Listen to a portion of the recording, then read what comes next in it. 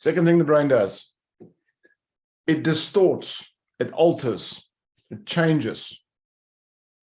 So let's just do it practically, and then I'll explain how it works. So I want you guys to think, I'm going to mention 3 letters. I'm going to spell a word.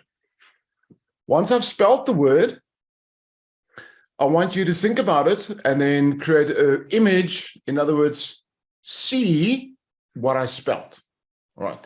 The word is this very short word, 3 letters. C-A-T. C-A-T. That's it. 3 letters. C-A-T. You seeing something visually? You getting a visual image? Rochelle, let's start with you. What are you seeing? Give me a quick explanation there. Rochelle? I see a cat. Okay, gray. What color? Gray. How big? It's gray, with black and white and green eyes. Okay. Let's go to someone else. Natasha, what did you see?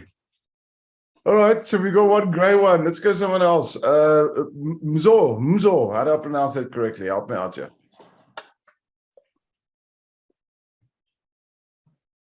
No, you pronounced it right. I also saw a cat, a white cat. I don't know, just random, just the white. Yours wasn't gray with white dots and everything else. Yours was white. No, just fluffy, very white. That's what I saw. How many of you guys, just by show of hands, how many of you guys saw a cat, a domestic animal? Cara and someone just went to go fetch those. All right. Did anybody see something that's not a domestic animal? Anybody see? Shanique, what did you see? And Lucia, what did you see? Someone saw a tiger. Hey. Shoes, construction vehicles. Caterpillar, the brand, the big yellow machines and the boots. And an acronym, because I work in a corporate company. Now here's what I want you guys to realize. What I actually referred to when I said CAT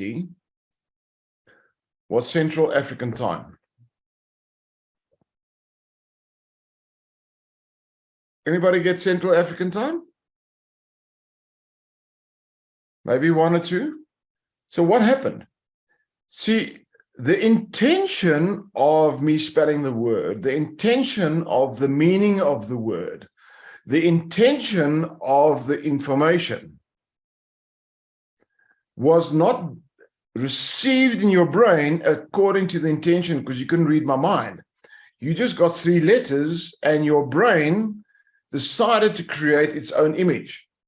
And that image that it created was based on already inside of your brain. So imagine inside your brain, you've got a little pot. So I've just got a little own bowl here that I use. So imagine inside of your brain, you've got a little pot. And let's call it the pot of knowledge. When information comes towards the brain, when data is around you, before the brain perceives it, what the brain does, it looks at what's already inside of the pot. It uses what's already inside of the pot to give meaning to this data. So when you guys saw CAT or heard CAT, brain went, what's in my pot?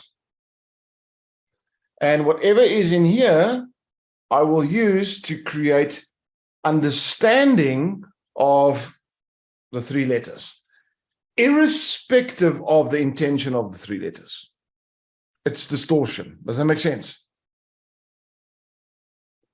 Now, let's make it practical. When you coach someone, let's assume for a moment, and again, if you've been in my class before, don't cheat. Let's assume for a moment you're coaching someone. And your client comes in, you say, okay, how can I assist you? And the client says the following: I really need your help. My husband beats me every Friday night.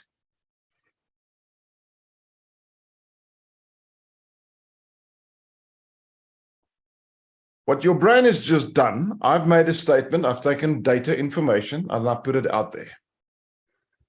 Your brain has taken what's in its pot of knowledge, in other words, what it's exposed to, what experiences it has, what information it's stored, what memories it has, what it sees on TV and social media, conversations you had with a lot of other people.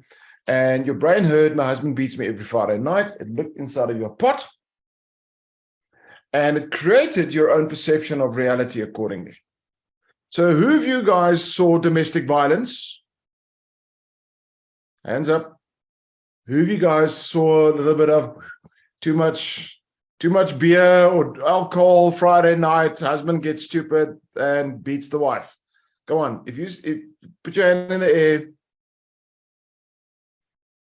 See, what your brain did is it took what's in your pot of knowledge and it reconstructed the story to align with what's in your pot of knowledge. See, what happens on a Friday night is the husband and the wife plays chess.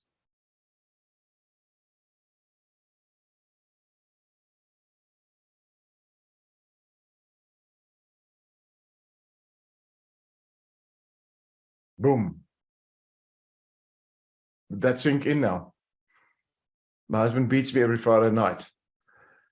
You jump to a conclusion, and this is what the human brain does. There's nothing wrong with it. This is natural. The human brain colors in, jumps to conclusions, fills in the gaps. According to what? According to what's in your pot of knowledge. So when someone says, I'm having a bad day, what does that mean?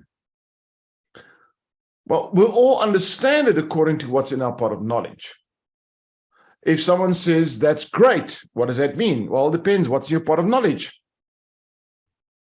If someone says, that's wrong, how do you measure if it's right or wrong? What's in your pot of knowledge? All information that comes towards the brain is first and foremost referred to what's in the pot of knowledge, and it alters it accordingly. Now, what is interesting, it creates categories for information in your pot. So I'll just explain this quickly. So here I've got a orange whiteboard marker. You guys can see that, right? So let's assume this is new information. It's incoming and it's in my pot of knowledge. So my brain now has experience and understands orange whiteboard marker. Okay. Oh my goodness gracious. There comes another one. But it's blue. Now, because there's an orange whiteboard marker in my pot of knowledge, when my brain sees this, it'll go, what's the category? Whiteboard marker. Orange one, blue one. What the brain will do now, it'll create a new category, whiteboard marker. Because this one was only in the orange whiteboard marker. Now it's joined with the blue one. Now my brain has category whiteboard marker. And inside of that category, it's got differentiation, understanding of orange or blue.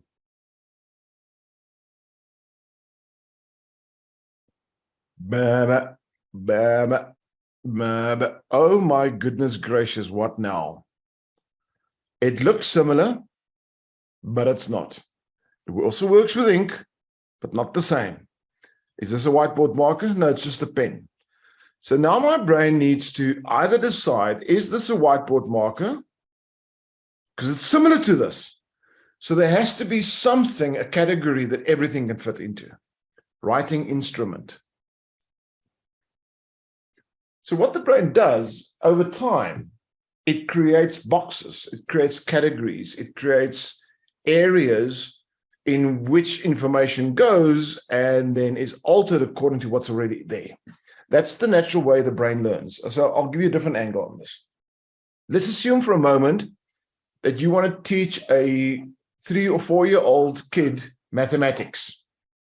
So if I take a 3-year-old kid and I say to him, the concept principle of 1 combined with the concept principle of 2 equals, the concept principle of 1 combined with the concept principle of 1 equals the concept principle of 2. Who's got a 3-year-old? What is the 3-year-old going to do? Is he going to delete a lot of that information? Absolutely. Is it going to fascinate him? Not at all. Is he going to get bored and walk away? Yes. Why?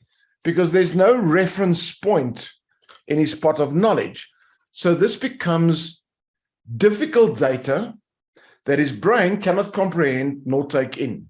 So his brain goes somewhere else. I want to go play. I'm hungry. I'm bored.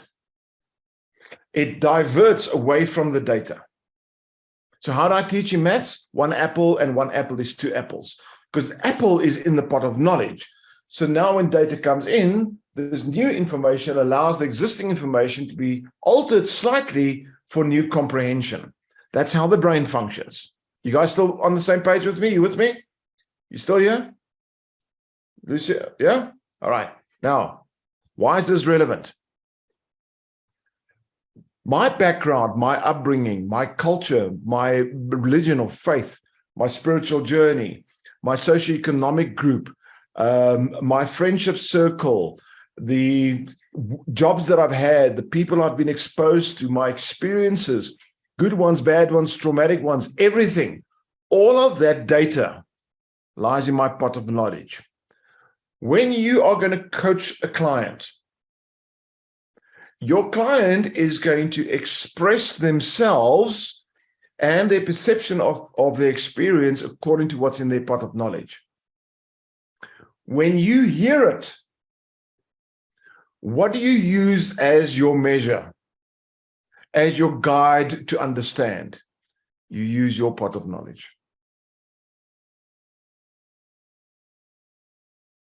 What's critical for me as a coach, vital, is to understand that if I'm going to use my pot of knowledge, I will be distorting the information of the client. I need to understand and comprehend their pot of knowledge. And I coach them not according to what is in mine. Because in my pot of knowledge, some things in life is very easy. In their pot of knowledge, the same thing could be very difficult. If I coach them according to what's in my pot of knowledge, I'm not going to connect with them. I'm not going to reach them. And I'm going to coach them according to what I believe they should be doing and what's easy. They might come up with something that for them is tough, it's traumatic, it's difficult. For me, it's something simplistic, and I go, oh, come on, really, just snap out of it, man. I've missed that client. I've lost rapport. I'm not going to go anywhere with them because I'm speaking from my pot of knowledge. I need to learn to listen to my client's pot of knowledge.